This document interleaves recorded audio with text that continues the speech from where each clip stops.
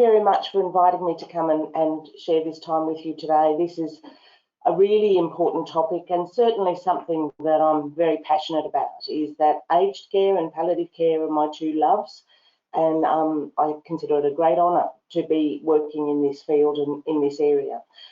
So thank you. So first off, I just wanted to say my contact details are on the front page, so that's my email address and my phone number. Also to the Southern Metro Region Palliative Care Consortium website, so it's just smrpcc.org.au, has some amazing resources that you may be interested in or want to download. I think if you go to the handout that's titled Resource List, it has our details on there. We have a monthly newsletter that goes out, and that also includes additional educational opportunities. And we have our own training calendar on our website, and you can have a look and see if there's anything that might be of interest to you. And you'd be very welcome in most of the sessions that we run.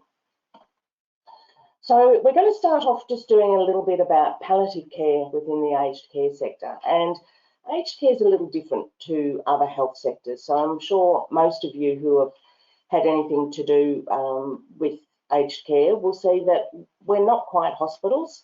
We're a little more relaxed. We certainly don't have the staffing and resources like hospitals do. So we're an interesting and intriguing little place to work. So let's start off with the basics about what really is palliative care. Palliative care is care that's provided to somebody who's been diagnosed with what's called a life-limiting illness. So what that means is an illness that is going to shorten this person's life.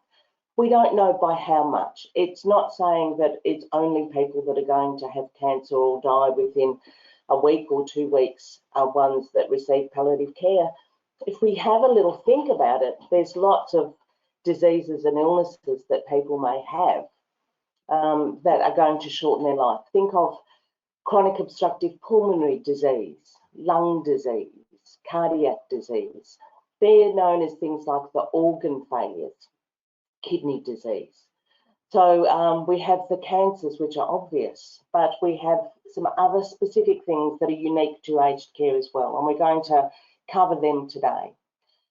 The care that we provide has to include physical care, so response to symptom management, emotional care, so that psychological and emotional support that people require at this point, and the spiritual care or cultural care as well that is provided, and it's to relieve any suffering but make sure that the person's quality of life is the best that it can possibly be.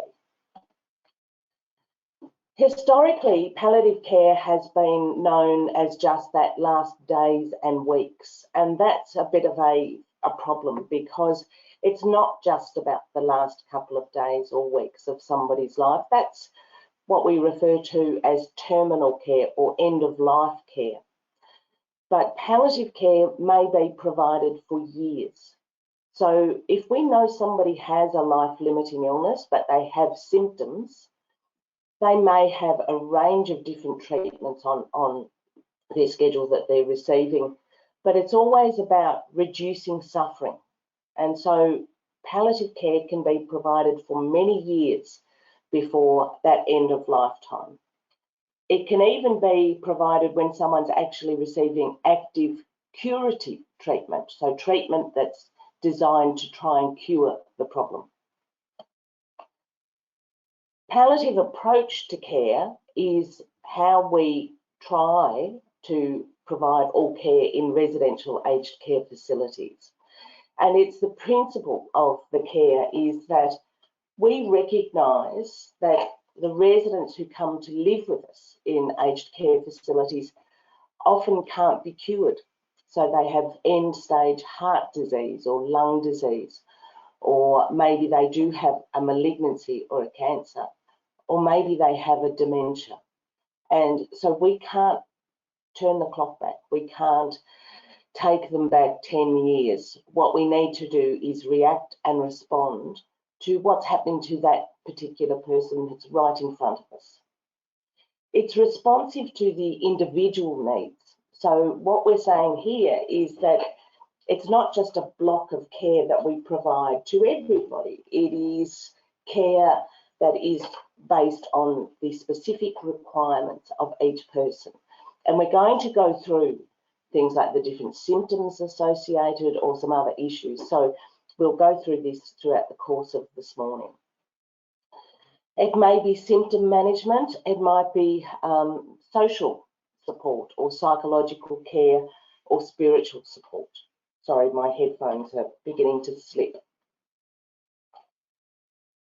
There we go, that's better. I wanted to have a look at this little graphic because, as I said, historically we referred to palliative care as just meaning that last days or weeks. And on the screen in front of you, there's that pink section where it says EOLC, and that means end of life care. Now, historically, palliative care was seen as only that end of life care. And what I want you to have a little bit of a look at is that palliative care may actually begin at the point of diagnosis. So what that's saying is you've been diagnosed with a condition.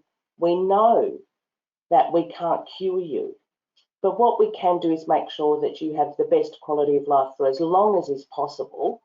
And whatever treatments you may have, some may be to treat specific symptoms, some may be to try and maintain the disease and slow it down, that they can occur in the same period and same block of time as someone who is receiving palliative care. So from point of diagnosis, we might have very active treatment in that initial phase, and then that's followed up by a more concentrated approach to symptom management. And then it becomes evident that the person is no longer responding to those usual treatments. So we need to actually make sure that they get very good quality end of life care. The person then may die, and then it's about bereavement. Post-death care is about support of the residents or the individual's loved ones, family members. So that's really critical. Palliative care can be provided in hospitals, in a person's home, in residential services. So think about things like aged care, disability services, or other supportive residential services. And we're just going to go through, and this is really a bit of a list in order of priority of who provides palliative care. The largest provider are actually the family and friends of the individual who actually provide care. And the vast majority of times that can actually be more likely to occur in the resident's or the individual's own home. Now, aged care is seen as the resident's own home. So we try and make it as home-like as is possible. But we try to also encourage family, friends to participate in the provision of care for someone who is dying. GPs, general practitioners, provide a huge amount of palliative care support for residents in aged care, but also just for residents who are in their own home at home. In Victoria, but there's similar programs around the whole of Australia, and they're all called different names just to confuse us even more. But there's what's called residential in-reach teams, and they are teams of doctors or nurses, nurse practitioners that go from hospital or acute health out to aged care facilities to provide that level of care and support that might be needed. And they're doing a heck of a lot of work within the palliative care sector these days, particularly over the last 12 months with the COVID crisis that was very, very traumatic here in Victoria in the residential aged care services. So the residential in-reach teams were the ones who were predominantly leading the response to the aged care services. Aged care facilities and residential services, so the staff who work in them, they provide palliative care. And the core business of aged care these days is the provision of palliative care. Community-based palliative care service providers, and you may find, if you look on the resource list, I've put Palliative Care Australia and Palliative Care Victoria, their websites up on that. that you can actually locate who is your local palliative care service provider for your region. And that's Australia-wide, is that we can actually identify who is the community-based provider that needs to come out and see that resident or go to that particular aged care facility. So that's really important information to have. And of course, hospitals. We assume that a lot of people die in hospital, and they certainly do. The vast majority of people actually die in their own home with their GP, their palliative care service provider, or in aged care facilities with the staff and in-reach teams actually looking after them. Hospitals tend to have short-term palliative care units, and the goal of those places is to treat whatever troubling symptom the person may have, and where it's at all possible to transfer that person back to their home. So I've just gone into a little more detail in this particular slide. So community-based services in the community, they employ a range of people. And one of the things that they do is they often have palliative care specialists who can support the general practitioners to actually help manage the care of somebody. The other thing that they have that aged care facilities don't have are the allied health professionals. So we're talking social workers, psychologists that can help to have those discussions, family meetings. They also can help people who are experiencing some emotional trauma as a result, and that might not just be the resident or the individual who has the disease, but also the family members, and helping them to come to terms with what's happening with their loved one. As I've said, hospital PAL care units are basically there to provide support to manage the distressing symptoms and where it is at all possible to discharge that individual home. Historically, we used to have many years ago a lot of what they called hospices. So they were places where people who were probably close to end of life would go there and stay for that entire period of time until they died. We still have a few of them around. In Victoria, we have one called Caritas Christi. And so those hospices are still there, but not in the volume. We don't have the numbers of beds that we used to have 20, 30, 40 years ago. So the assumption now is that most people would prefer to be in their own home and have their family, friends, loved ones around them. So if we look at what the causes of death are, we look at those, what we call the main disease trajectories. So one is a cancer trajectory, one is organ failure, and that's the heart disease, lung disease, kidney disease. And then the other big one that's particularly relevant for aged care is what's called the frailty dementia trajectory. And I've put on this little graph, and if you have a look in your handouts, there's also one just on dementia, which we're going to go through in a bit more detail. Basically, the thing to understand is that what we know by looking at all the diseases and how people die over a period of 30, 40, 50 years, we've developed a bit of an understanding. So we know that someone who has a diagnosis of, say, a cancer, even though they actually have some really quite harsh treatments, they actually function at a high level for a fairly good long period of time. And then what happens is that they suddenly decline or deteriorate and can die quite quickly. Now, you may have had experiences of this yourself, and it might be somebody you know that has had cancer, and then you go down the street, you see people and they say, "Did you know that Joe died?" And then you say, "Are you kidding? I saw Joe only 3 weeks ago. He looked fantastic." Even though you know the person has cancer, their decline and deterioration can be quite rapid and quite a shock to everybody that knows and loves that person. And that's very common. The next big trajectory is called organ failure.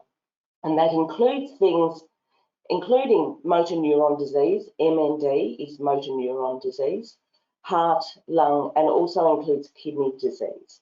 And what that is that the person declines slowly, and then something catastrophic occurs. Imagine someone's got chronic obstructive pulmonary disease, and they get what's called an exacerbation. So they get like a chest infection. So they're going along, slowly declining, but managing quite well. They have a chest infection and they decline very, very quickly. Now, often at this point, they see their doctors or medical teams or go to hospital. They might have antibiotics. They recover and respond, but they never quite get back to where they were beforehand. So each exacerbation causes a lot more decline and deterioration. What happens over a period of time is that there's that continued general decline interrupted by those little bad patches.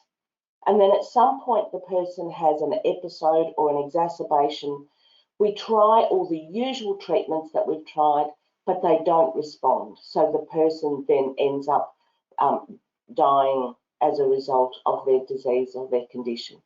So they still have a reasonable level of functioning. So it's certainly they don't function and perform as well as if it was the people with cancer. So there's deterioration and decline, but it's much slower. All right. Then we come down to this third trajectory, the frailty dementia one, and this is an awful term, but this is the term that it gets used to describe what the dementia and frailty trajectory is, and I don't like it, but I will say it, and it's called prolonged dwindling, and it's awful, and I think a bit disrespectful, but it's that very, very long, slow deterioration and decline. You might have ups and downs where somebody is quite okay for a period of time, then they have a bit of a decline and they hover along at that stage. The vast majority of people in residential aged care facilities fit into what's called this frailty or dementia trajectory. Then it's people with lung and heart disease, then followed by now we're starting to see more people with a malignancy or a cancer. So the dementia trajectory specifically. So the disease that is the biggest cause of death in women in Australia is dementia. It is the second largest cause of death in Australia behind cardiovascular disease, and it's about to overtake it. So it's really important that we all, and this is a problem in the aged care sector, still to this day, there are staff who do not understand that dementia is a terminal illness. Once you get a diagnosis of dementia, what we know is that this person is not going to be cured of it, and it will limit or shorten their life, and they will decline and deteriorate prior to their death. If we have a look at the next little overhead, this is a little bit more specific about dementia experience. I want you to have a good look at this, and if you have a look on the left-hand side, it talks about functional ability. So that's the person's whole way of functioning. So that includes walking, mobility, the fact that whether they can shower themselves, dress themselves, take themselves to the toilet, feed themselves, all of those things combined is the concept of functional ability. The axis along the bottom refers to the period of time. Now, what we know from our experience with dementia is that we're looking at from point of diagnosis until death with something like Alzheimer's disease is usually around 6 to 8 years. That's the average. It can be as little as a few months. It can be as much as 20 or more years. So it's different in every single person that comes into aged care. So we need to understand before somebody gets admitted, when were they diagnosed? What's been going on with them? What's caused them to, the family or the resident themselves, the elder themselves, to actually come into aged care? What has happened that has made them think they need that level of care or support now? Now, being an old person like me, who's been around for a really long time, when we used to have aged care 20 years ago, see where that red line is where it says admission to aged care? Imagine moving that 6 or 8 centimetres to the left. That's when people used to come in very early after a diagnosis or when they had some minor symptoms. So people would come in, they would function particularly well and be relatively independent. It's just they needed someone to help with preparing and cooking meals, doing the washing and the laundry, and just keeping them safe, getting their medications to them on time. So that was what we used to call low care. Move forward 20 years and we now have home care packages where we try and keep people in their own home for much longer. The result is they come in much, much later. So they're more complex, they're further down the line, they're further along this disease trajectory. So when somebody comes into aged care now, 20 years ago, they would have stayed 5, 6, 7, 8 years with the facility. Now we're seeing length of stay down to about 12 to 18 months. So what that's telling me is that people are sicker, more complex, they're coming into aged care facilities and they're probably going to die within that first 12 to 18 months. What we're also seeing is a large number of people being admitted from hospitals that have things like cancers or organ failure, end stage, and the families can't manage at home anymore. So somebody is coming in purely for palliative care. So we're also getting a lot of people that are in and only with us for a very short period of time, 3 months or less.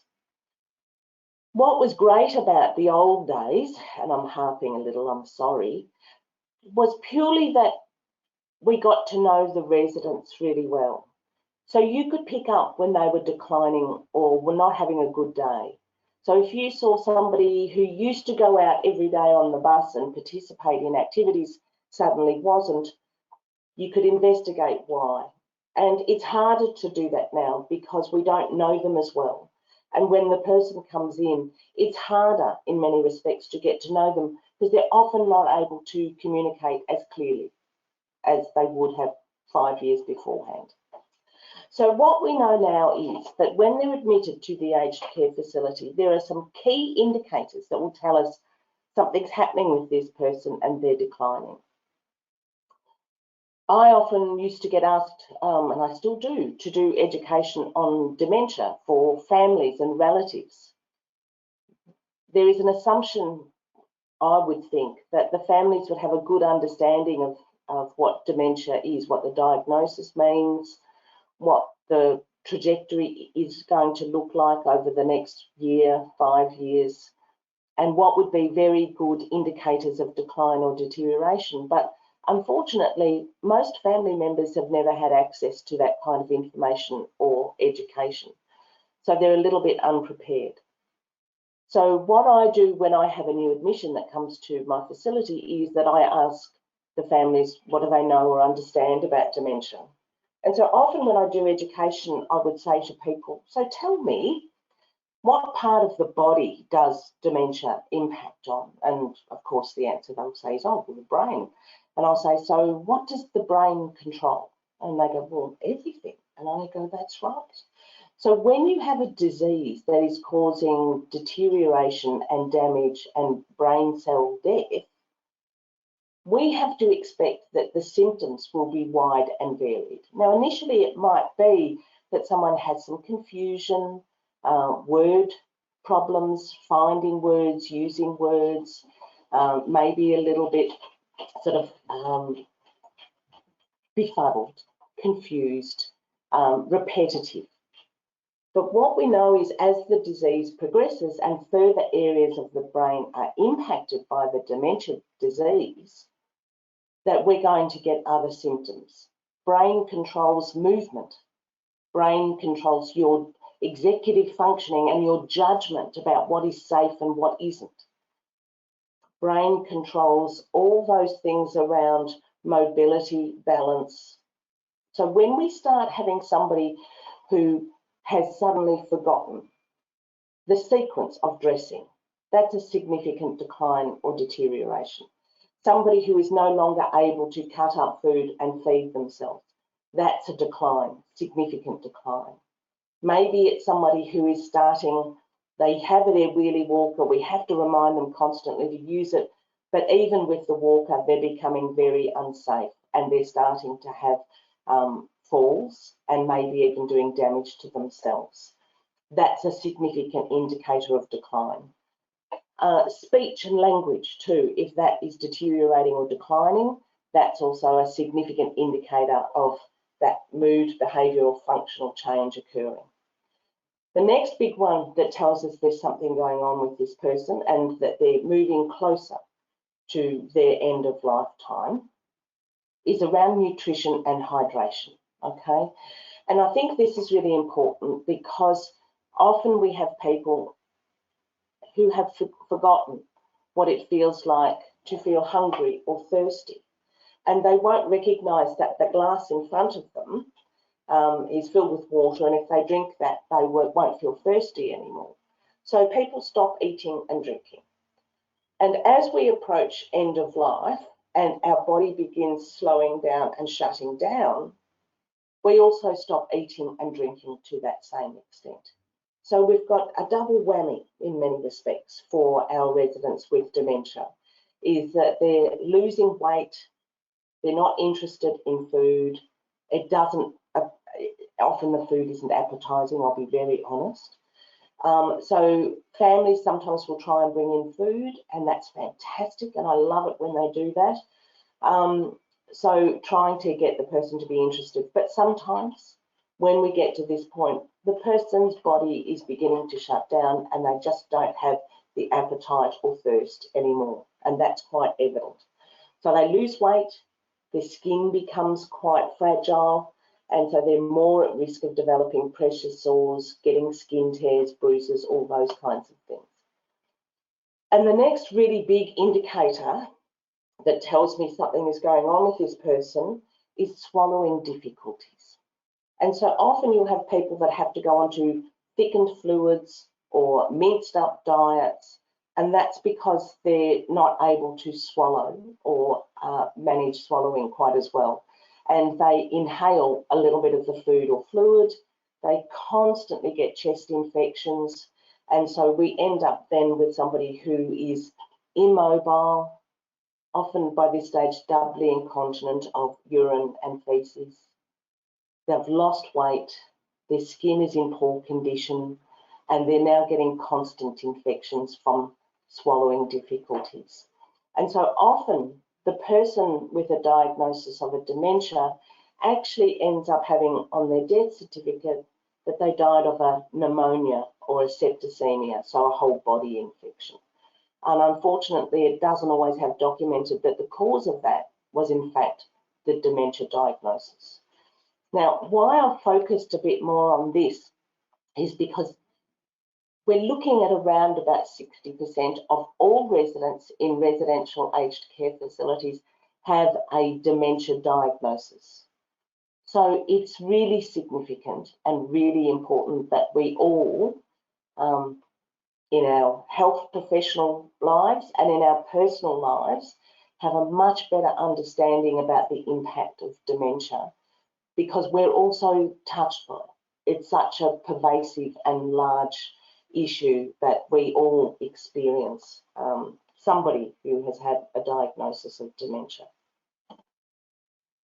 So let's have a little think about how do we know that someone probably is going to die. So the obvious one, and often there's not time to provide that specific end of life care, is it might be that the person might have a very sudden decline or deterioration. So think that they have a heart attack or stroke, all right? Often when we talk to people about, you know, and I talk to people about their illness or their condition, and I've talked to my own parents prior to them dying, is that I provided care for them, and I would talk to them about what would you want me to do if? And my mum and dad both just said, wouldn't it be good if we just went to bed and we just didn't wake up? Or wouldn't it be good if I just had the heart attack and that was it, it was over and done with? They didn't like that idea of declining and deteriorating and knowing about it. My mum had Alzheimer's disease. She died about 2.5 years ago. My dad was 92 and only passed away last year. and he had a range of medical conditions. So, but he was cognitively very alert. So it is really critical and important that when you have an opportunity to have some discussions with people, whether they've got dementia or not, they're still able to tell you things that are important to them. Okay. So sudden decline or deterioration doesn't occur that frequently in aged care. It tends to be that slow decline and then that end of life phase. But we still do have some people that we will go in to wake up, or they'll be walking, sitting in their chair, and we go to touch them and they have died at some point, very quietly, calmly. It often happens, you know, that they're sort of asleep or appearing to be asleep. So yeah, that does happen occasionally. The other thing is that they're being managed or treated for whatever medical conditions they have, and then at some point they stop responding to those medications. So it might be someone has high blood pressure and they're on a medication to manage that, and everything's ticking along nicely. It might be for years, and then suddenly their blood pressure starts going up through the roof again, so they stop responding. Now, often we'll try other medications, but sometimes it means that the condition is basically no longer responding to medication or no longer treatable, and there's very little we can do for that person as far as that condition. The other one that we have is serious infections. So this is the pneumonias. Darlings, I cannot enforce enough that so many of our frail aged people, that their end of lifetime is often around having a pneumonia or a septicemia. So that's predominantly because of the swallowing difficulties and the aspiration pneumonia. And also too, their bodies are shutting down and so frail, they don't have a good cough reflex. So everything just builds up, slows down, and they end up with a pneumonia or a septicemia. That often people prior to being diagnosed as entering that end of life or terminal phase can become very tired and lethargic. They begin sleeping 12, 18 hours and sleeping throughout the day, maybe being awake for a short period of time, half an hour, 15 minutes, and then going back to sleep again. And they're just exhausted. Their body is just shutting down and very tired. The other one, as we've already mentioned, the refusing food and drinks. So they become quite dehydrated and they lose weight. The refusing food and drinks is really problematic in aged care. A lot of it is, you know, let's be honest, the food in some places is amazing, and a lot of places the food isn't appetizing. I think one of the things that doesn't get done well in the aged care sector too is, unless it's a specific culturally based facility, that we don't cater food-wise for people from different cultures particularly well. So if I'm used to eating a particular type of food and I'm not getting that offered to me, I might not be interested in it. So that's where families and bringing in food from outside is really important and critical to try and support and enable that person to take something that they like. An altered conscious state, so often we can have people that will drift in and out of consciousness, so be sleepy but rousable and may answer a question or two, but then may go deeper again and become more like they're sleeping. So you can have that varying conscious state. Towards the end of life in particular, as the body is shutting down, our heart pumping the blood around our body begins to slow down and not work as well too. So your hands, your feet, legs, the extremities can become cold. They might be white or what's called blanched, that sort of white colour, or even blue. You also can get what's called mottling. So it might be that bluish, white and reddish sort of mottling, changing of colour of the legs, the arms, the hands. And that's indicating that the cardiovascular system is beginning to shut down, and it shuts down from the ends because it wants to preserve the blood to the main important organs, the head, the heart, the lungs. So as things begin to shut down, we lose that blood supply and circulation from our hands and feet first. All right. Obviously, we've talked about over time that change in functional ability, and that can be quite dramatic at times. They may develop, if they've got a condition like heart disease or lung disease or any other problems, it may be that their symptoms get worse. So if somebody has chronic obstructive pulmonary disease or emphysema, that their breathlessness gets worse, that they might start getting swelling or edema of their feet and ankles or their hands. That's quite common. It might be that they develop pain, or if they've had pain that's been well controlled, it suddenly isn't as well controlled as it was. Edema, as we've mentioned, bowel or urine problems. If you're not eating or drinking and your bowel is beginning to slow down, you are more at risk of getting very severely constipated or even ending up with a bowel obstruction. Now, as we're approaching that end of lifetime, if we're not eating and drinking, obviously we're not going to make up as much urine, but our kidneys still should be functioning a little. So I would expect there to be less, but I want to see evidence that the kidneys and the bowel are still working and functioning. And evidence of organ failure, and that's if the kidneys completely stop, the lungs or the heart. It might be over a period of hours that the person declines or over a period of days. Just a question there from one of my interpreters, Jane, sorry. It's quite a generic question. Are people scared that they're going to die, usually, in your experience? And how to manage this scare for people and their families? Yeah. I'll be quite honest, the vast majority of people when they're dying are not scared. There's a few that will be agitated or frightened, particularly the ones that might feel that, have they done enough?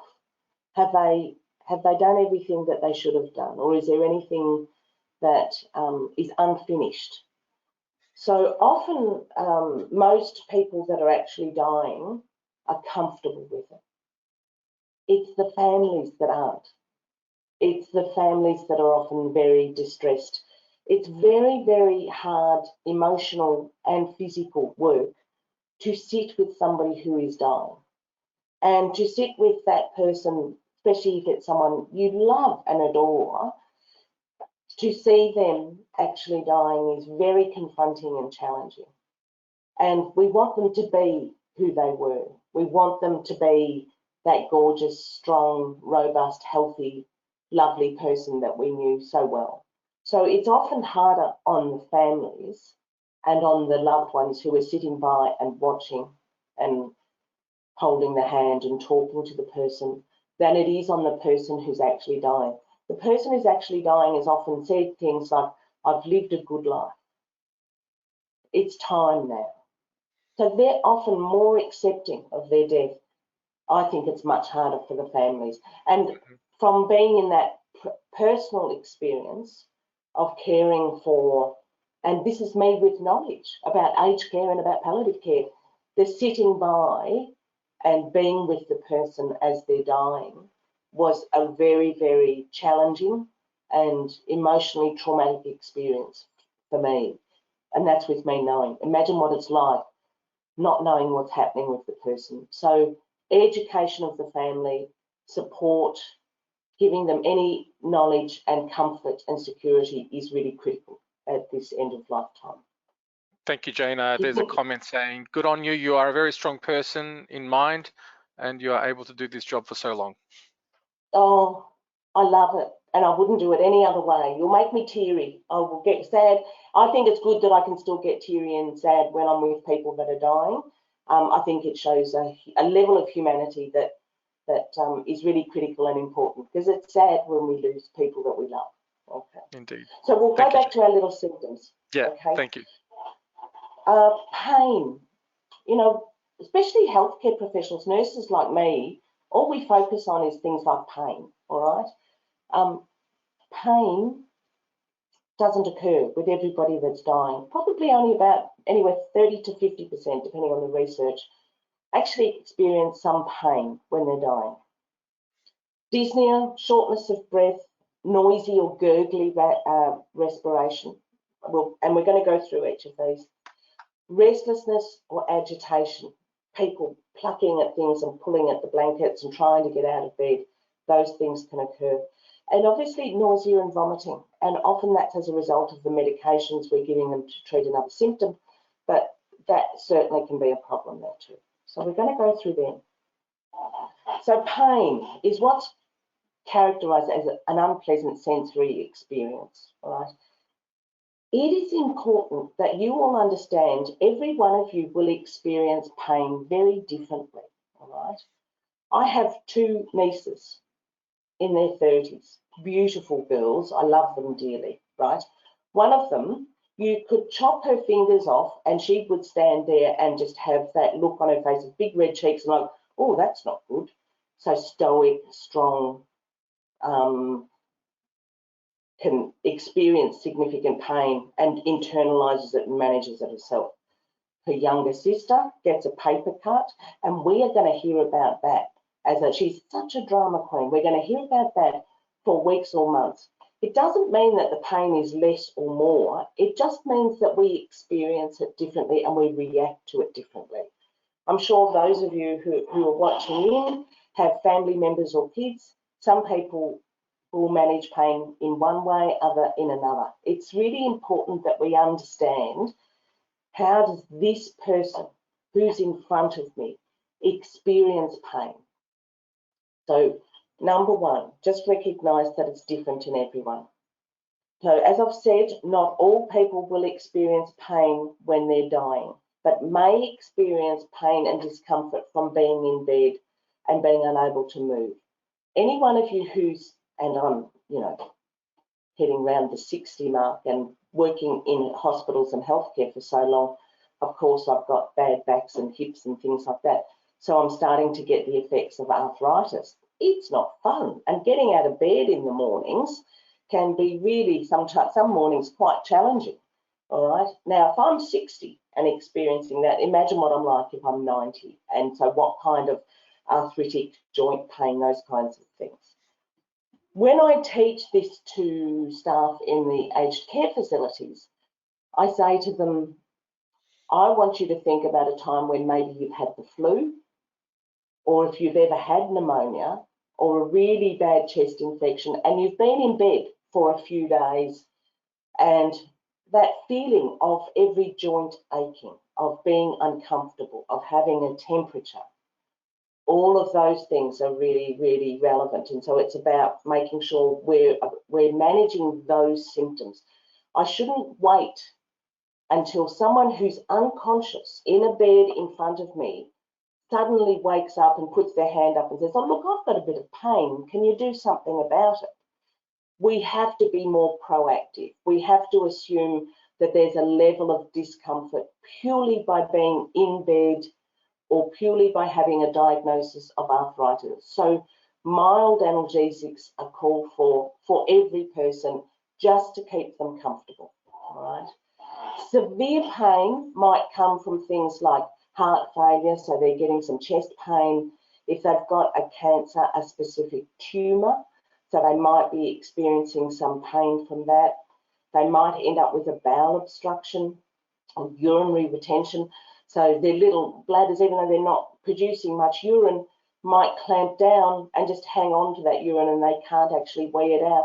Well, it just keeps making urine, so the bladder gets very, very full. So the only choice you have is to put a catheter in and drain it out. But the pain it causes can be quite significant, all right? Opiates, and that's a term that we use to describe all drugs of addiction. So that's morphine, fentanyl, Norspan patches, endone, oxycodone, MS-Contin. There's a whole range of many hundreds of drugs that can fit into what are considered opiates. And they're the strongest drugs we have to treat pain. We tend to stick with things like morphine in aged care because we can easily get it. It's a cheap medication. It's produced very readily in the country, and most people tolerate it reasonably well. Often when we talk to families of someone who's entering that end-of-life phase, what we hear as soon as we mention morphine is, well, they're going to give them the morphine and the person's going to die. So often people associate morphine and death. I just want to clarify. There is in your handouts a little handout called Facts About Morphine and Other Opioids. I'd highly recommend that at some point you have a little read of that, and it goes through the drugs that we use and how we use them in palliative care. So I want to talk about just briefly this morphine issue. I'm a big, firm, healthy person. If I have severe pain and I'm in hospital, they're going to give me a dose of morphine that's 10 to 15 milligrams of morphine. All right, that's the usual dose for a big, healthy person because it goes on body weight. If I'm in an aged care facility and I'm 90 and I've never even had Panadol or much before, the dose they start off with is 2.5 milligrams of morphine. So it's a very, very low dose. 2.5 milligrams of morphine is not going to hasten someone's death. All it's going to do is treat the pain that this person may be experiencing. So if I give anybody, you guys included or me, a whacking great dose of morphine or fentanyl or one of the other drugs, of course it would hasten my death. That's what a drug overdose is an overdose of an opiate. Right, we're doing very small doses and we're doing them at intervals to keep the person as comfortable as possible. Side effects of drugs include nausea and vomiting, constipation, and also too can make some people a bit drowsy, but it's really important that we treat the pain and make sure that the person is as comfortable as they possibly can be. When I'm teaching nurses, I have problems with the fact that you are better off to give a low dose of morphine every 2 to 4 hours than wait until the person is crying out in pain and then having to give them another big dose. You're far better off to give it regularly than waiting, 6, 8, 10 hours between doses. Far better off the resident because they're more comfortable. Now, what we know also by the evidence that has been done and some research is that treating people conservatively with things like morphine and keeping their pain levels under control, they actually do better and live slightly longer than somebody who didn't have access to good palliative care. And that's because their body is struggling and fighting to deal with the pain and to deal with whatever other symptom they may have. If they're comfortable, they're resting. They're not utilising all their energy reserves to fight this process.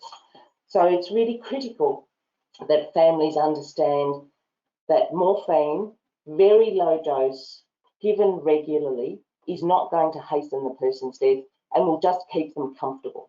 This person that they love, this person in the bed in front of them is dying. We want that to be without suffering. And so it's really important that the families have a great understanding about the use of medications. I've had many families that have refused point blank, you will not give my mother morphine, you're trying to kill her. And so we have to go through a process of explaining to the family, no, we don't want your mum to die sooner, but she's in pain. How are we going to manage this? So it's working with the family to develop a care plan. That's really critical. So the next symptom that we might experience, shortness of breath, dyspnea, or what's called noisy respirations. In the olden days, and I'm talking olden days, we used to call it the death rattles. And it's that very loud, gurgly breathing that people have, usually in that 12 to 24 hours prior to death. Okay, it's incredibly distressing for people sitting there watching. Our understanding is that for the person who's dying, that it's not as distressing. And what it is, it sounds awful, but because they're not swallowing anymore, if they've got any saliva or any mucus, it sits in the back of the throat, and when they breathe, the air bubbles through that fluid. it sounds horrendous and it's very confronting for staff and for the family members. For the resident, our understanding is that as long as we're treating their other symptoms, they're actually reasonably comfortable. All right. Just general shortness of breath or dyspnea. So think of your people that have got heart disease or lung disease. So it's often the congestive cardiac failures, the chronic obstructive pulmonary disease, emphysema. It's made worse by anxiety. So if you have someone who is a bit anxious because they're having trouble breathing, it becomes a cycle of decline because they then become more anxious. They then need more air and oxygen. They can't get it. So they feel like they're suffocating. So it's an awful feeling. So when we have somebody who has really bad dyspnea, we often treat it with morphine, low dose, yet again, and that works particularly well because it helps the person to relax, relaxes all the muscles around the chest and in the lungs, or the smooth muscle, so they can take a deep breath. All right. One of the things I used to do when I did a big session of education and we focused on shortness of breath and dyspnea is we did a brief couple of overheads like this, and I gave every person at the education forum a straw to breathe through and said you were to breathe through the straw until I finished this. So it was only 3 or 4 overheads, so it was only a couple of minutes. The number of people that said, oh my gosh, that's awful. You can't breathe. You feel like your lungs can't breathe, and then you start to panic. And I said, so now you know how these people feel. It's why it's important to treat the symptom. If they have some dyspnea, we may need to give them whatever medication to reduce their anxiety and to treat the symptom. So anxiety medications often are used to help keep the person calm and relaxed. The death rattles, as I've said, prior to death, we get that often very noisy, gurgly respiration. We can use medications that dry up the secretions that are in the throat, but to be honest, they don't work incredibly well, and often we tend to use them too late. So it tends to sort of make not a huge amount of difference. But I must admit that that's probably the most confronting symptom that people experience. Sorry, Jane, just a couple of questions regarding pain as well. I had a client who had Huntington's disease and she got palliative care at hospital. They gave her medication in a nice box to relieve the symptoms and say it was painkillers. And I know they increased the dose until she passed away. Do you know this one? And is it different painkillers for different people? Yes. So number one, yes, it is different painkillers for different people. We give the medications according to what the person is capable of taking. So if somebody can have tablets, we will go with giving them an oral medication. If they get to the point that they're no longer conscious, then we'll look at alternative methods. So patches, particularly in aged care, so fentanyl or Norspan patches can work really, really well. The other way of giving it is to give injections. Now, so we don't go and give injections every 2 hours. We often insert what's called a cannula, so a little, like an IV that goes under the skin, usually in the stomach. And what we can do is do either intermittent, so that just means we give an injection via this cannula, and then we monitor the person, and then we give them another one 2 to 4 hours later or whenever they need it. If somebody has some significant symptoms, and so pain and some dyspnea and some agitation, often what we'll use is what's called a continuous subcutaneous infusion. And that's where you have the syringe driver in a locked box, and that pumps in medication continuously and slowly into the person via this little cannula that's often in their abdomen, in their stomach. The drugs they use are things like morphine or fentanyl. You might have a drug in it for agitation or restlessness, such as midazolam, and you might have something for nausea. So you can have a range of drugs that are dependent on the symptoms the person has. Sometimes it might only be something for pain, because that's the only symptom they're presenting with. So it's whatever symptoms the person has, you can make up a cocktail into a syringe and deliver it slowly so that you're continuously getting a lovely level of amount into this person to keep them as comfortable as possible. Thank you very much, Jane. I do have some other questions, but I'll leave them towards the end as they will make more sense, I think, towards the end if asked. Thank you, Jane. Over to you. Thank you. So medication is, and administration of medication is critical at this point. Repositioning, how many times, and if you've ever walked into hospitals, aged care facilities, and you see older people, they struggle to hold themselves upright anymore, so they tend to slide down beds, okay? So repositioning, having the person as upright as possible, shoulders back if possible, take a big deep breath, okay? Fans, open windows, handheld fans. We have receptors in our face that tell us when air is blowing on us. And it makes us feel like, there's air there, it's okay, I can breathe well. Often you walk into the room of somebody that's dying, particularly hospitals and aged care facilities. Hospitals, I think, are worse at this, and the windows don't open. And it's just such a closed, hot environment. Families sitting around the bed. It's quite warm in the room. It doesn't feel like there's air circulating. It feels quite stuffy. So if I'm having trouble breathing, that's all making it a heck of a lot worse. So having a fan going, I like a little bit of light in the room, not too dark, just so that you can see what's going on. If it's possible to have a window open and fresh air coming in, then by all means, make sure that we have that. A cold or cool face cloth, oh dear, just at least feels like you're freshening up and you can start to feel the air blowing on your face. Most importantly, reassurance and staying with our elder, because often this is quite frightening to them, quite scary. They're often feel very frightened that suddenly they're going to be alert and conscious and stop breathing, and they're going to know exactly what's going on. So it's a very scary experience. So treat the symptom, get the best function you can for the person with regard to their breathing and their lungs, and give them something to help them just relax and calm down. And that works really well. But the other thing is sometimes just sitting with someone and holding their hand is enough. They just need to feel they're not alone. So agitation and restlessness, there can be lots of different causes for this, and some people will be sleeping, look like they're sleeping peacefully in bed and not move or anything. Others can be really agitated, trying to get out of bed, calling out, hallucinating. It can be a really distressing time for some people. Causes of that agitation might be things like low oxygen levels.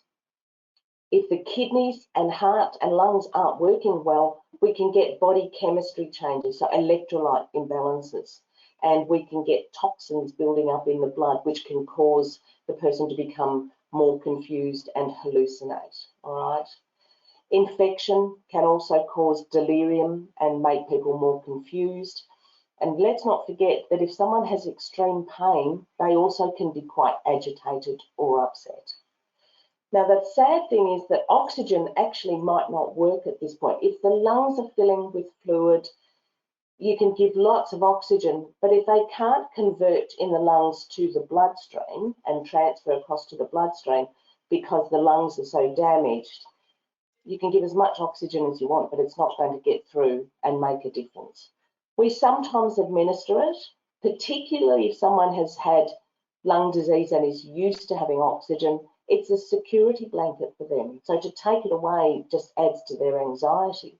So it's really critical at this point that we understand that if I have someone who's feeling breathless and can't take a deep breath, and I put a plastic oxygen mask on their face, and I'm going to just move the microphone for a sec, they feel like this. So they feel like they can't breathe. They feel like they're being suffocated. Their first instinct is to reach up and take it off.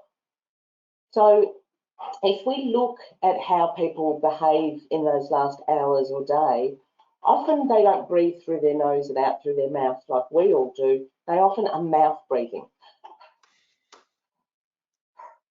So if I've got some oxygen sitting via a mask under their chin, the oxygen's going to waft up.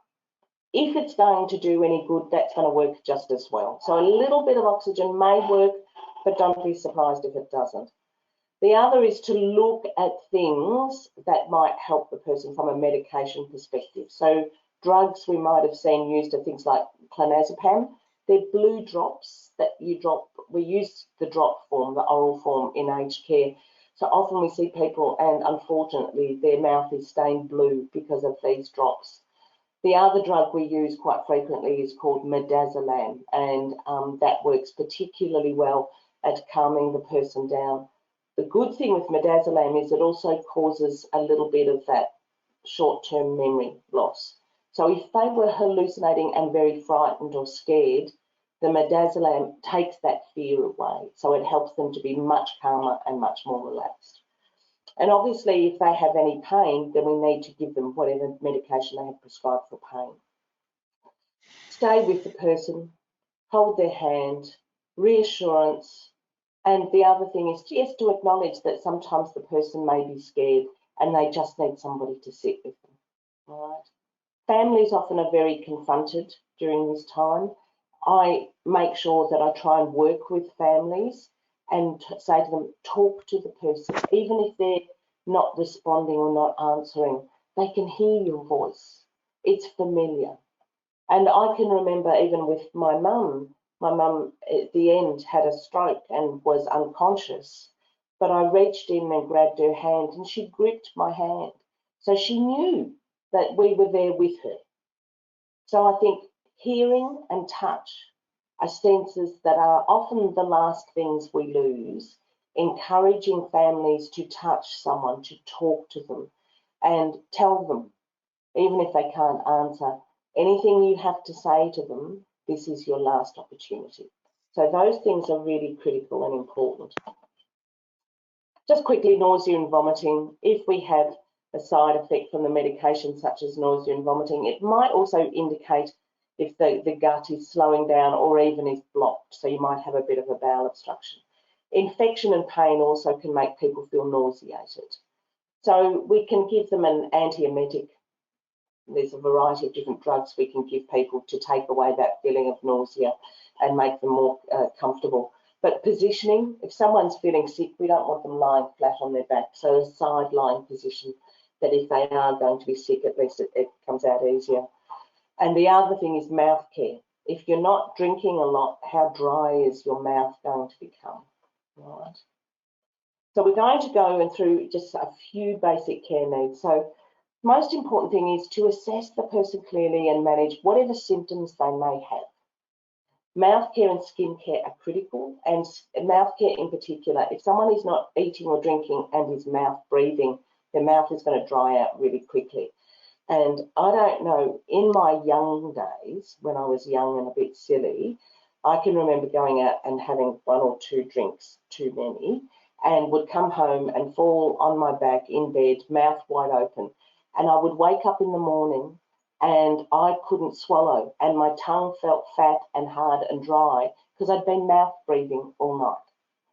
So if that's just from a few hours of sleep, imagine someone who's mouth breathing all the time. So it's really important to understand that comfort is about all aspects. Giving the eyes a wipe, giving the nose a wipe, making sure we haven't got ears folded if they're on their side, making sure that their ears are nice and not bent over or folded. All those little things is really important. Continence care continues, so bowel and kidneys may slow right down, but they should still be functioning. So usually by this stage, the person obviously can't be toileted, but using pads and the big sort of pads are really important, and checking it as frequently as possible. Food and fluids. I just want to raise one issue here. Some years ago, there was a problem, particularly in the United Kingdom. They used a document called the Liverpool Care Pathway. And they didn't train all of the staff as well as they should have. And the pathway was designed to guide and document all the care that is provided in those last days or weeks.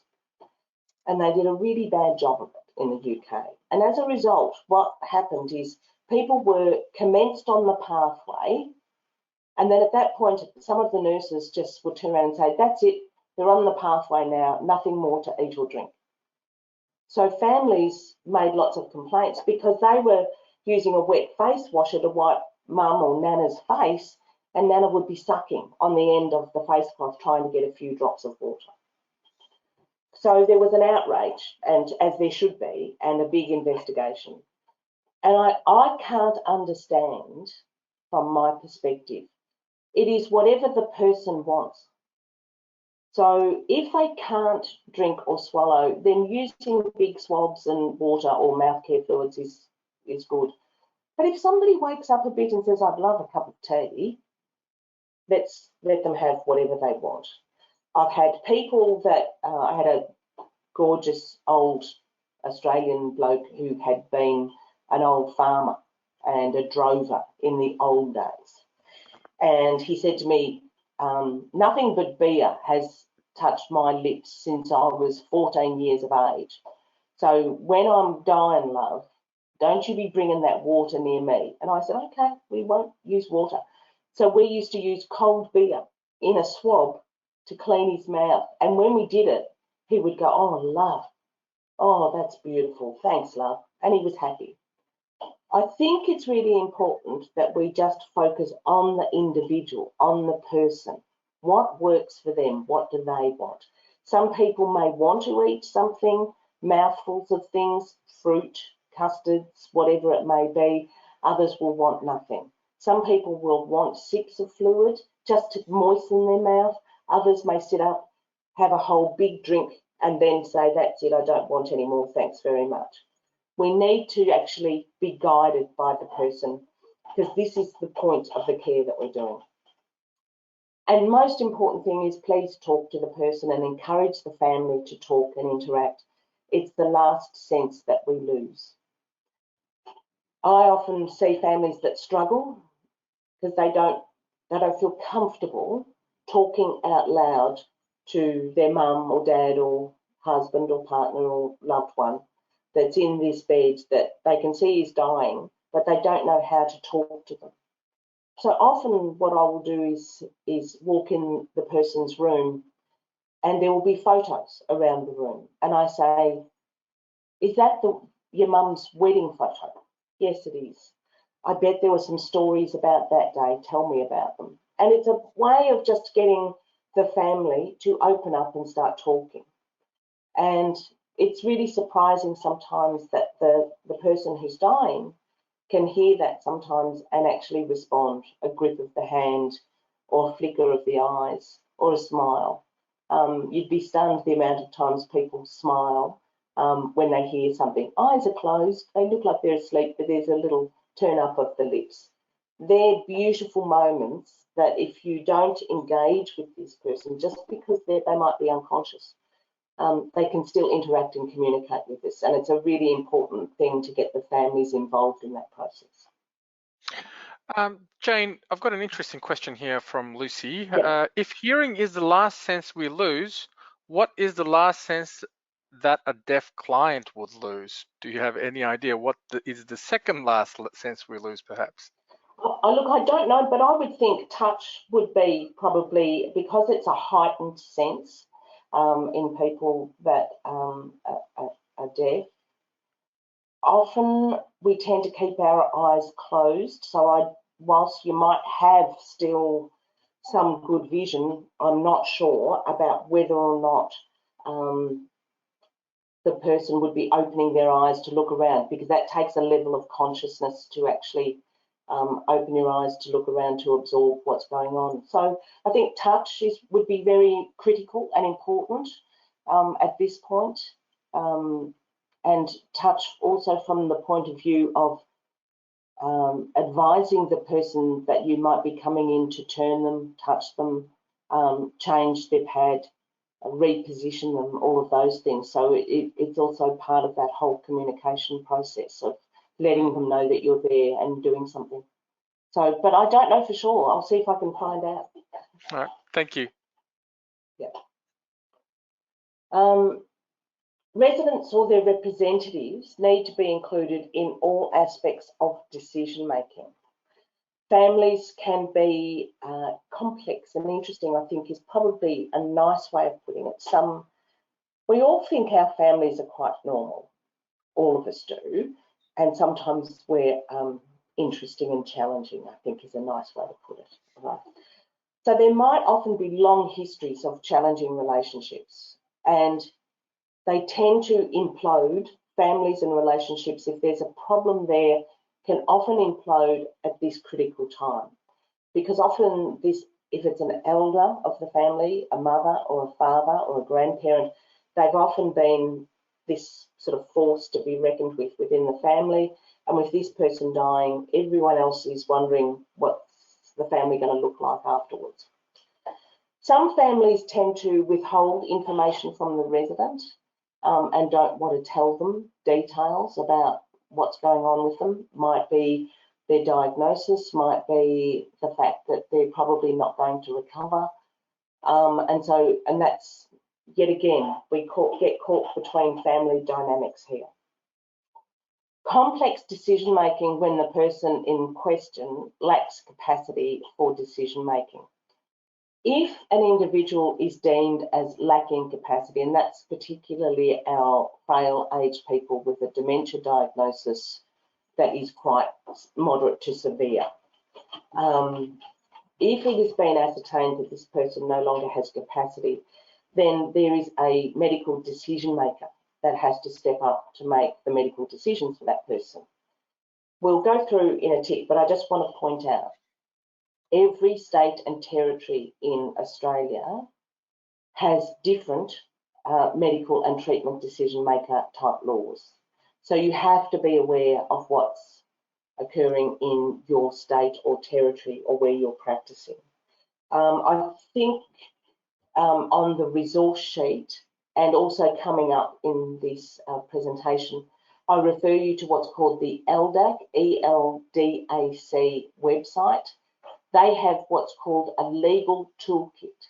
And if you go into that section, it goes through each of the recommendations and some guidance on decision making around end of life and palliative care for each state.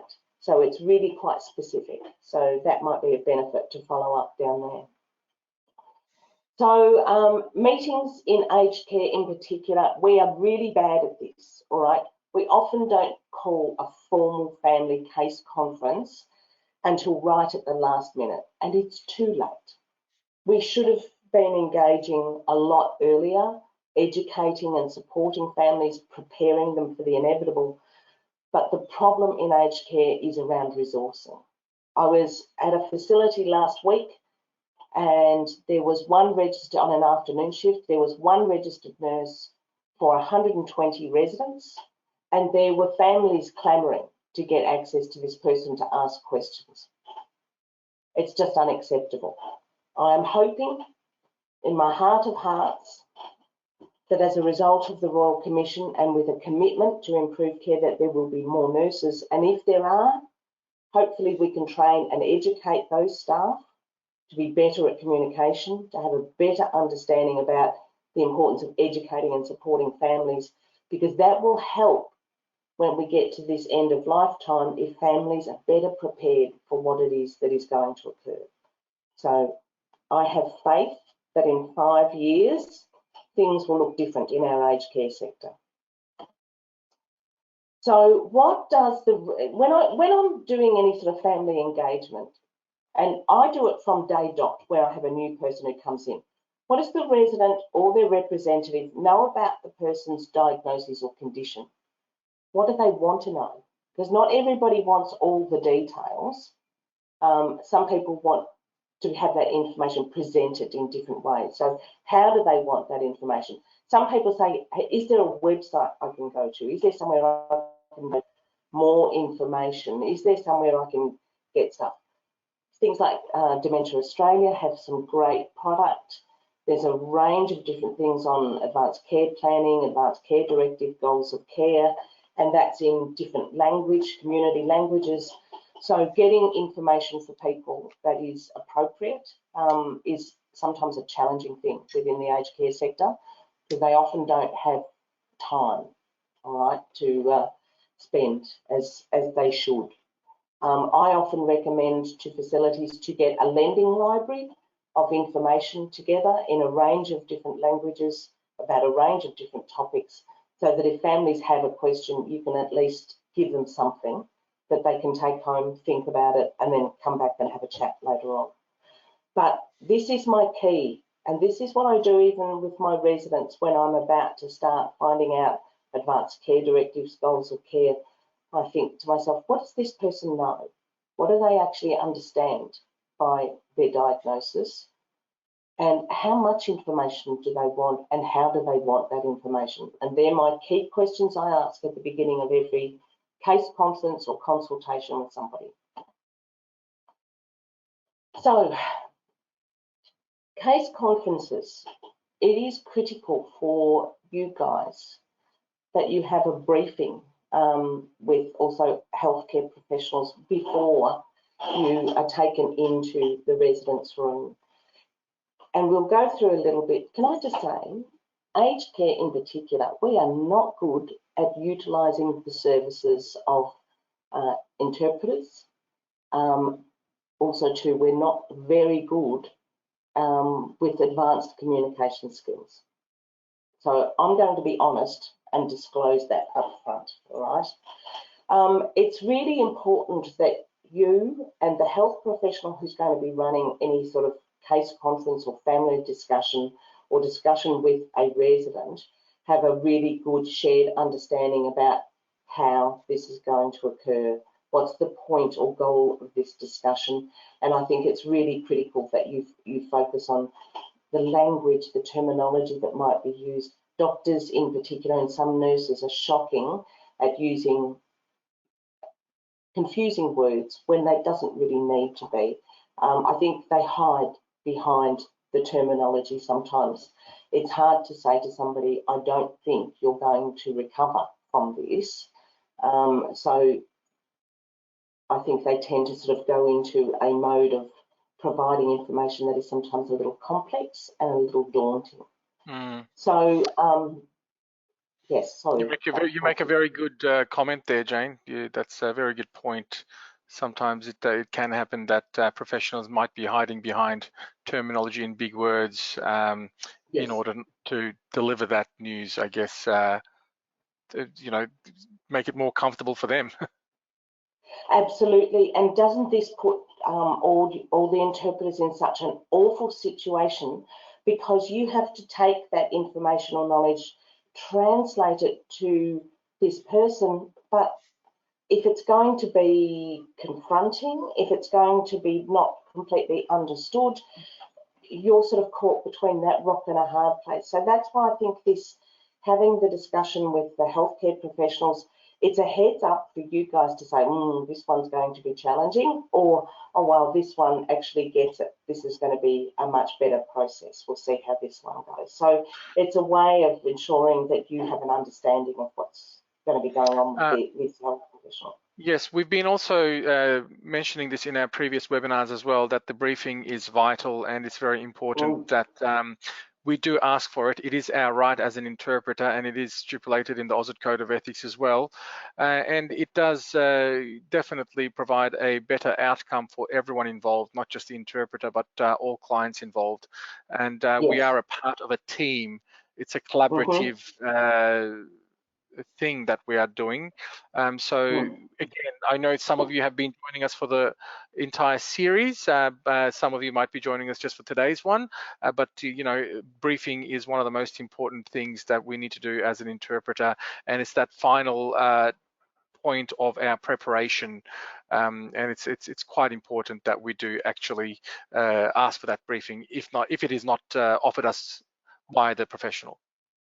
Yeah, I think it's probably one of the most important things of the whole session, because I think if you and the health professional can be on the same page, so to speak, that you have a shared and common understanding of the purpose of what's going to occur, then the chances are the session will be more successful. So I think that I can only apologise on behalf of nurses in aged care everywhere and doctors. I'll apologise for them first and only time. We're really bad at it. We're really bad at it, and we need to get better. Look, I think, like you said, it's a collaborative thing, and we're also a part of that team. So, you know, we need to educate the professionals as well. And I think there's a shortcoming of our industry too in regards to training people, you know, what interpreters do and don't. And, you know, we are tackling that together these days with many organizations. So hopefully it does get to the stage where we all are able to work together more effectively. Yeah, one day, Fatih, one day. Yes, We're working towards that time when we can all do our jobs appropriately and better. Yeah, definitely. Look, I've got quite a few questions coming through. I am going to leave them till the end, or we try to get back to you in a written format as we usually do.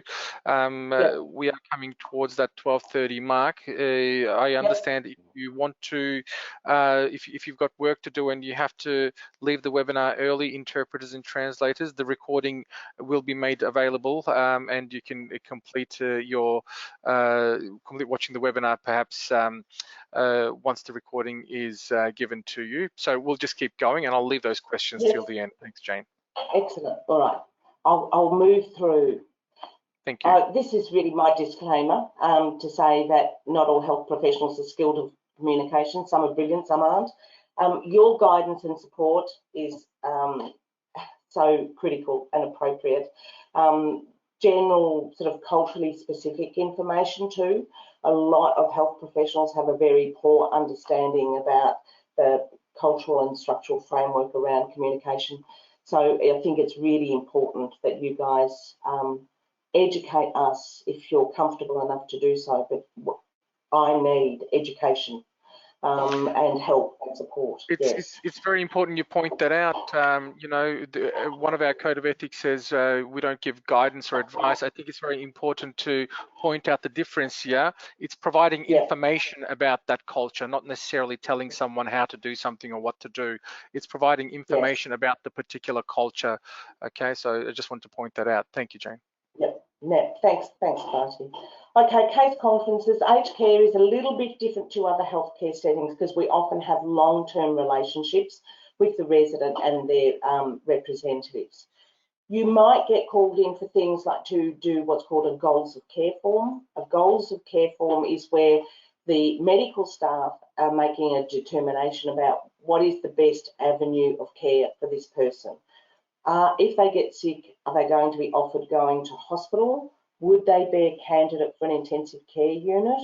Or is the goal of their care to keep the person here at home and to be as comfortable as possible? So they're the kinds of discussions we sometimes have. An advanced care directive, and there's been a bit of a push over the last 12 months, obviously because of COVID, to get advanced care directives done for every person. So an advanced care directive it's the individual telling me what things are important to them. Are there certain things that they would like provided for them if they're dying, who they would want with them? Every state has a different format or process. So yet again, going to that LDAC website, and we'll go through that in a wee tick.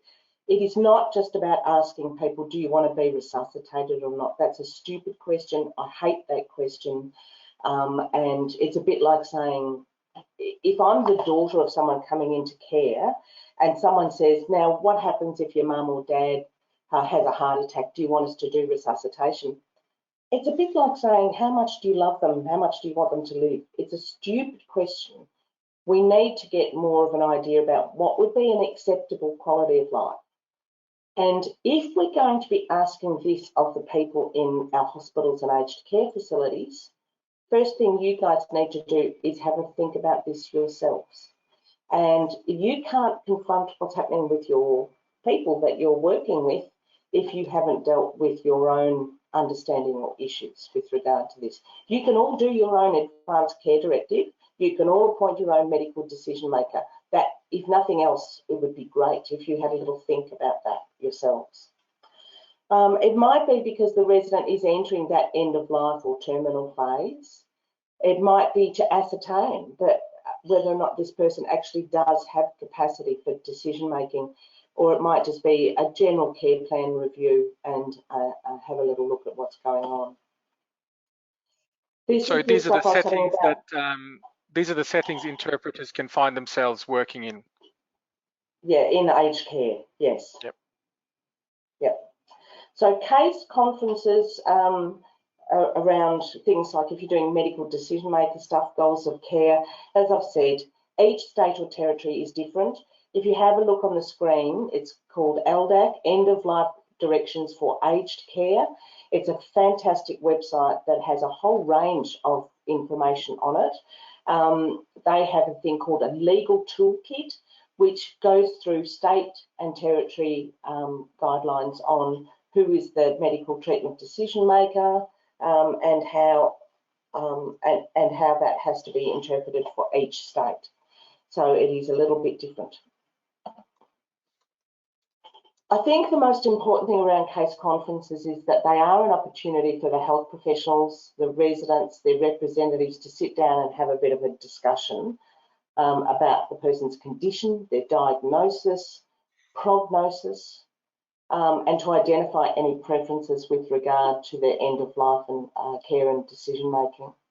And it's about being on that same page and being in agreement. I often will go through a process of saying to residents, because I don't want to go to residents who are 80 or 90 in an aged care facility and tell me, so what do you want us to do if you're dying? And I've heard that said, can I just say, is I ask the residents sometimes to design or plan their perfect day. Who would be there? What would they do? What would they eat? What were they doing? Were they, and it might be someone says, oh, I can run like a child again. Or we're sitting down having cake and tea and laughing or whatever. And if I can then incorporate those aspects into the person's care towards their last days or weeks, then I feel like we've done something very positive. There are specific cultural issues that sometimes do not get addressed very well in aged care. Some facilities are brilliant at it, others don't understand the importance of the appropriate cultural or spiritual issues that they need to take on board. So there's significant education needed within the sector on these issues. But it's about developing an agreed pathway.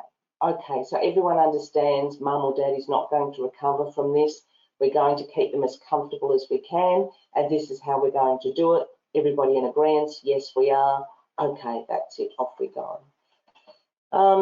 It needs to be honest. It needs to be gentle and compassionate.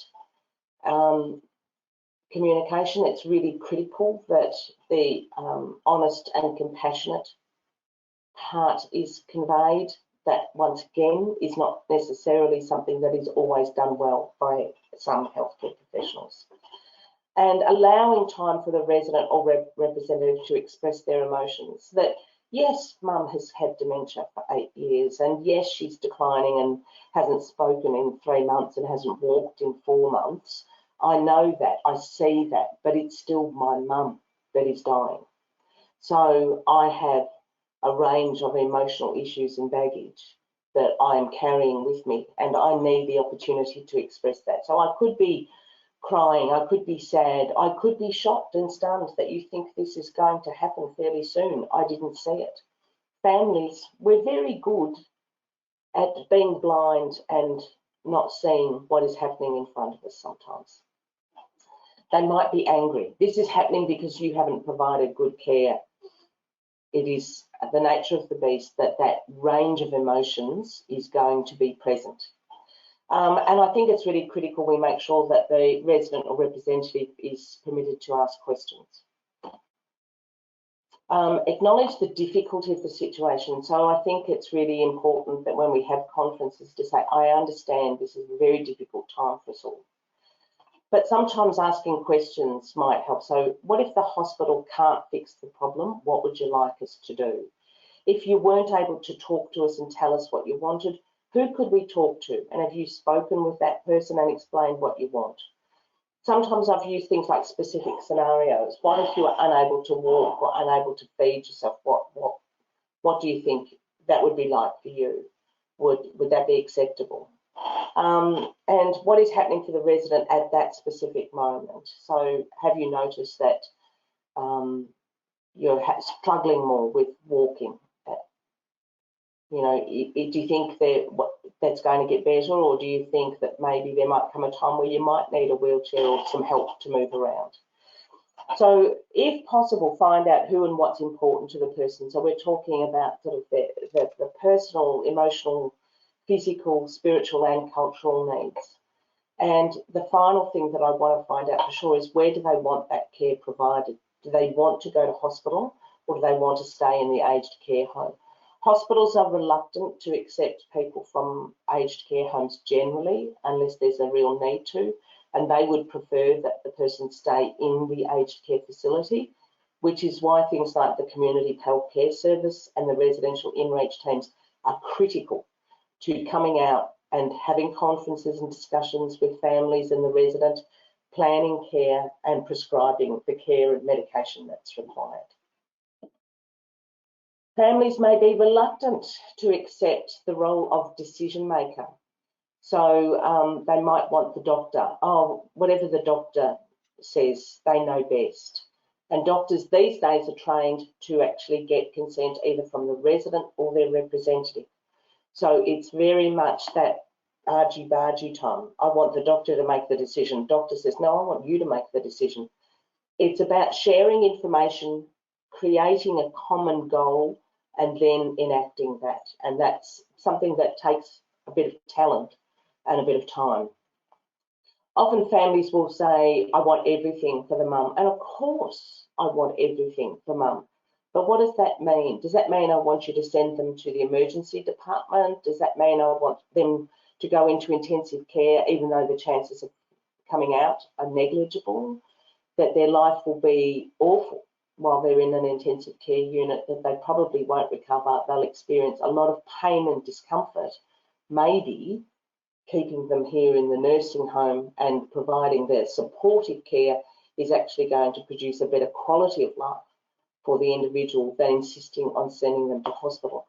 But those decisions have to be made by the resident or their decision maker, the doctors, the medical staff, and then other staff that are involved in that. So that might include the hospital staff as well.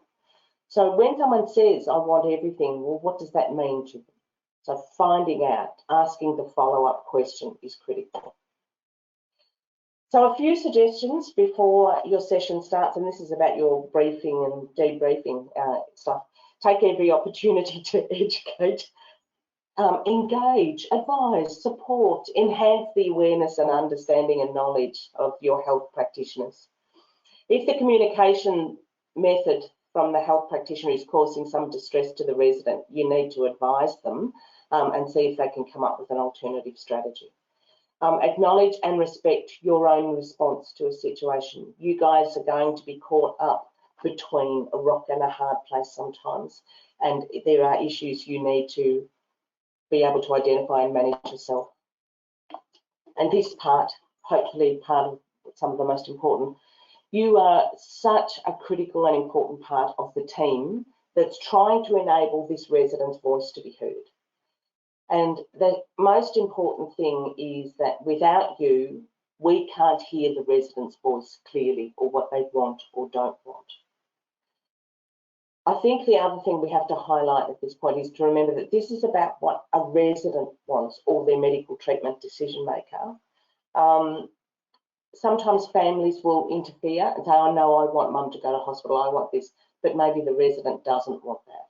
So it's around making sure everyone's voices are being amplified and are being heard. It's also not about what you think. So it's not about, I struggle every day. I have to sometimes step back and say, if that was my mum, what would I want? But then I have to turn around and say, but she's not. And I don't get to make those decisions. I can support families. I can support residents. I can do my job to the best of my ability. That's the best I can do. But I can't impose and say, I think you should be doing this, this, or this. And it's the same for you guys. And I think the other thing is this is opportunities for you guys to think about what are your beliefs about death and dying, and how does that impact on how you communicate with some of the people in those awkward and challenging situations. So, as I've said, use every opportunity to guide the health professionals about cultural differences. They need a lot of guidance sometimes. Help build the cultural bridge to effective communication. Debriefing is an opportunity for the interpreter and the healthcare professionals to give feedback on the session and to ask for feedback from each other. It's a mutual learning process and contributes to that better quality of service delivery. This is an opportunity for everyone to reflect on their role in this process. And just briefly, we'll finish up shortly in this one or another one or two. Self-care is really critical. Debrief or discuss with your family, friends, colleagues. Talk about your feelings. Often in aged care, the one thing I find is a lot of people go, oh, she reminded me so much of my nana, or that reminded me so much of my pa. And there is that real emotional connection. So when that person is dying, it feels real. You feel and experience pain and grief, and you must acknowledge that, all right? I think it's just, yes, I'm sad, and they have passed. Let's honour them in some way. Eat well, sleep well, limit alcohol and recreational drugs. I shouldn't need to say that, and I don't mean to imply I think that's a problem, but it's around avoiding things which help us to block or prevent the experience, the emotional experience. Exercise. Go for walks. I've rediscovered walking over the last 6 months. I got diagnosed with the diabetes, guys. So I've started walking. It's fantastic. I can't believe how good I'm feeling. Head-wise, beautiful for clearing the head. And especially if you go to a nice place like along a beach or a park or something. Recognise that some people do not react well to difficult news. There may be a level of frustration and it might be directed at you purely because you're the messenger. They often don't know how to respond to these situations, so their reaction is that whole fight and flight response. They'll either run away, I don't want to discuss this, or they will fight and say, how dare you, you're doing this, you're killing my mother, you're not providing the best care. So it's a very, very common reaction and response, and sometimes we just have to sit there and absorb it and then try and work through all those little individual issues to see if we can get a better outcome. If you're experiencing any sort of emotional distress, think about things like seeing a counsellor. You can get a mental health care plan and get, I think it's up to 12 mental health visits. I'll be honest, I have used them multiple times myself. It's gone up to 20, I believe, now because of COVID. Woohoo! Fantastic. We can all go and have lots of counselling and become better people, hopefully. Yeah, that's great. Excellent. Yep. The other is you may be part of an organisation that has an employee assistance program. Some people don't like to use their employee assistance program because it's their employer, but most, and just double check beforehand, they usually have incredible confidentiality clauses where you will be well protected and supported and no information is passed on to your employer. But challenge your own belief systems, understand what you believe and why.